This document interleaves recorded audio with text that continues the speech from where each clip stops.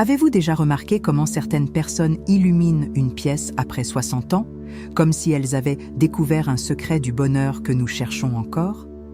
Qu'est-ce qui rend la vie après la retraite si vibrante, si pleine de possibilités? Dans cette vidéo, nous partageons des histoires sincères, une sagesse intemporelle et de doux rappels que chaque jour est un cadeau qui peut apporter de la joie, quel que soit votre âge. Restez avec nous jusqu'à la fin pour comprendre pourquoi chaque lever de soleil est une chance de vivre plus pleinement. Si cela vous parle, cliquez sur le bouton « S'abonner » et découvrons ensemble la beauté de la vie après 60 ans. Rencontrez William, un retraité de 70 ans d'une petite ville du Vermont. Pendant des années, William a travaillé comme facteur, distribuant le courrier sous la neige et la pluie, toujours avec un sourire pour ses voisins. Mais lorsque la retraite est arrivée, le silence de ses journées est devenu pesant. Les liens, les petites conversations, le sentiment d'utilité lui manquaient. Un matin frisquet, en sirotant son café, il a remarqué un prospectus sur la table de sa cuisine. Une invitation à faire du bénévolat au programme de lecture pour enfants de la bibliothèque locale. Sa fille l'avait laissé là, presque, comme un défi. William n'avait pas lu de livre pour enfants depuis des décennies, mais quelque chose s'est réveillé en lui.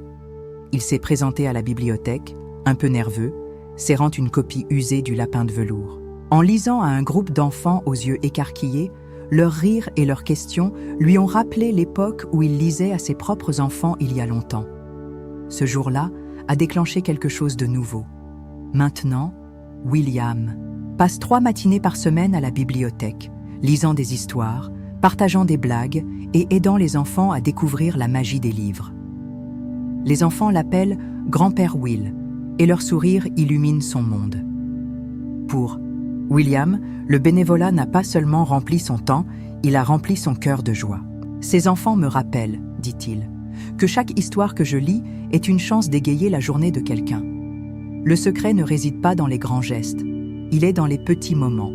Tourner une page, entendre un enfant glousser, savoir que vous faites une différence. » L'histoire de William nous montre que la joie, après 60 ans, peut venir du fait de donner en retour, de partager une partie de soi avec le monde.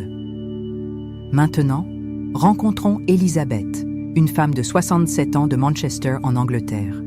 Après le décès de son mari, Elizabeth s'est retrouvée à se retirer de la vie. Les soirées se passaient seule, à regarder la télévision, avec le sentiment que ses meilleurs jours étaient derrière elle. Mais un après-midi de printemps, sa voisine l'a invitée à une répétition de la chorale communautaire. Elizabeth avait toujours aimé la musique. Elle fredonnait des chansons des Beatles en cuisinant, mais elle n'avait pas chanté depuis des années. « Je suis trop vieille pour ça », pensa-t-elle. Mais la curiosité a pris le dessus. À la chorale, elle a été accueillie par un mélange de voix, jeunes et vieux, timides et audacieux, chantant en harmonie.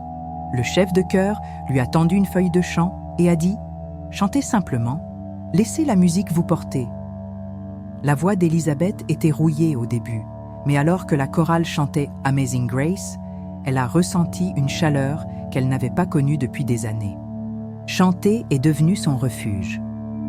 Aujourd'hui, Elizabeth se produit avec la chorale lors d'événements locaux, sa voix s'élevant aux côtés des autres. Elle a même commencé à écrire ses propres chansons, de simples mélodies sur l'amour et la perte. « Chanter n'a pas effacé mon chagrin, dit-elle, mais cela m'a donné une façon de me sentir à nouveau vivante. » L'histoire d'Elizabeth ne consiste pas à devenir une star. Il s'agit de trouver une voix, littéralement et figurativement, et de la laisser résonner. La joie après 60 ans ne consiste pas à retrouver la jeunesse. Il s'agit de redécouvrir ce qui fait chanter votre âme, qu'il s'agisse d'une chanson, d'un passe-temps ou d'un moment de connexion.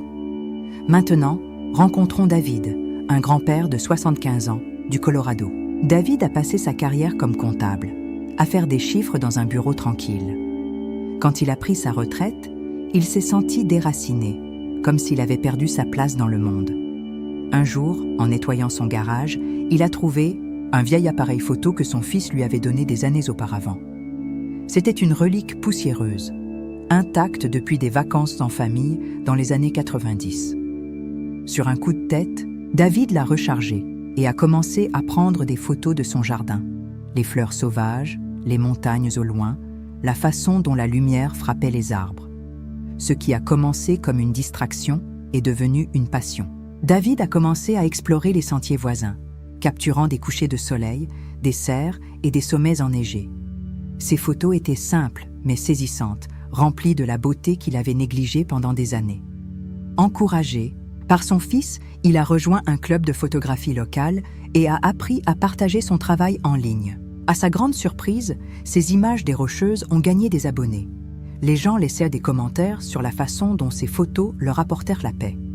À 75 ans, David n'est pas seulement un photographe, c'est un conteur, utilisant son objectif pour capturer la beauté du monde. « Je pensais avoir fini d'apprendre, dit-il, mais cet appareil photo m'a montré qu'il y a tellement de choses à voir. » Le parcours de David nous rappelle que la joie peut venir du fait de voir le monde avec un regard neuf. Il ne s'agit pas de maîtriser une compétence, il s'agit d'embrasser la curiosité, de trouver de l'émerveillement dans le quotidien. Qu'ont en commun William, Elizabeth et David? Ils ne se sont pas attardés sur ce qui était perdu, ni n'ont essayé de remonter le temps. Ils ont trouvé la joie en disant oui à quelque chose de nouveau, qu'il s'agisse de lire à des enfants, de chanter dans une chorale ou de prendre un appareil photo.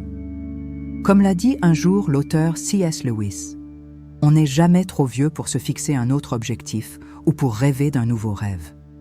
Pour eux, l'âge n'était pas une limite, c'était une toile pour de nouveaux commencements. La joie. Après 60 ans ne signifie pas toujours de grands changements. Parfois, ce sont les moments calmes qui recèlent le plus de magie. Imaginez ceci, une promenade matinale et fraîche, l'air rempli de possibilités. Un rire partagé avec un ami autour d'une tasse de thé. Le son d'une chanson préférée flottant dans la maison. Ce sont les cadeaux de chaque jour, petits mais profonds. Ils nous rappellent que la joie n'est pas liée à l'âge. Elle est liée à la présence, à la conscience de la beauté de l'ici et maintenant. La vérité est que chaque jour où vous vous réveillez est une chance de déballer un nouveau cadeau. Il ne s'agit pas du nombre d'années que vous avez vécues, mais de la façon dont vous choisissez de les vivre. Chaque ride est une marque de courage. Chaque cheveu gris est un insigne de sagesse. Et chaque moment que vous embrassez est un pas vers une vie pleine de sens. Alors, à quoi ressemble la joie après 60 ans pour vous? Peut-être est-ce faire du bénévolat, comme William, et sentir la chaleur du sourire d'un enfant? Peut-être est-ce chanter, comme Elizabeth, et laisser votre voix porter votre cœur? Ou peut-être est-ce capturer un moment, comme David, et le partager avec le monde? La beauté de cette étape de la vie est la liberté de choisir, de décider ce qui vous illumine, ce qui vous fait vous sentir vivant. Prenez un instant pour penser à quelqu'un dans votre vie, un parent, un grand-parent, un ami, qui incarne la joie après 60 ans. Qu'est-ce qui vous inspire chez eux? Peut-être est-ce la façon dont ils racontent des histoires avec une étincelle dans les yeux, la façon dont ils trouvent de l'humour dans les défis de la vie, ou la façon dont ils savourent les choses simples, un coucher de soleil, une conversation, un repas chaud. Gardez cette image dans votre cœur. C'est la joie que nous célébrons, celle qui s'enrichit avec le temps. Voici un défi pour vous. Cette semaine, essayez une petite chose qui vous rapproche, vous ou quelqu'un que vous aimez, de la joie. Cela pourrait être lire un livre à tôt, un enfant, chanter une vieille chanson ou prendre une photo de quelque chose de beau. La joie ne nécessite pas la perfection, elle nécessite juste une étincelle. Et parfois, cette étincelle peut illuminer tout votre monde. Il y a un dicton qui capture cela parfaitement. La vie ne se mesure pas au nombre de respirations que nous prenons, mais au moment qui nous coupe le souffle. Après 60 ans, ces moments vous attendent toujours. Ils sont dans les histoires que vous partagez, les passions que vous explorez, les liens que vous nourrissez. Chaque jour est un cadeau, prêt à être ouvert avec gratitude et curiosité. En conclusion, gardons cette vérité, votre histoire est loin d'être terminée. Elle s'écrit à chaque choix, chaque sourire, chaque pas que vous faites. L'âge ne définit pas votre joie, votre cœur le fait.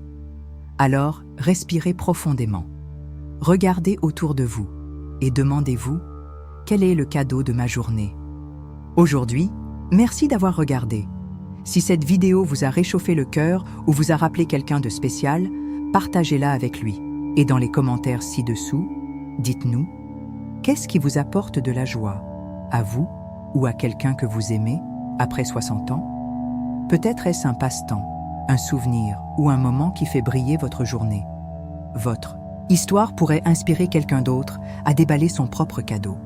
N'oubliez pas de cliquer sur le bouton « J'aime », de vous abonner et d'activer la cloche pour ne jamais manquer une histoire sur la façon de vivre pleinement sa vie. Car plus nous partageons la joie, plus elle grandit. À l'idée d'embrasser, chaque jour comme un cadeau, magnifiquement, audacieusement et joyeusement.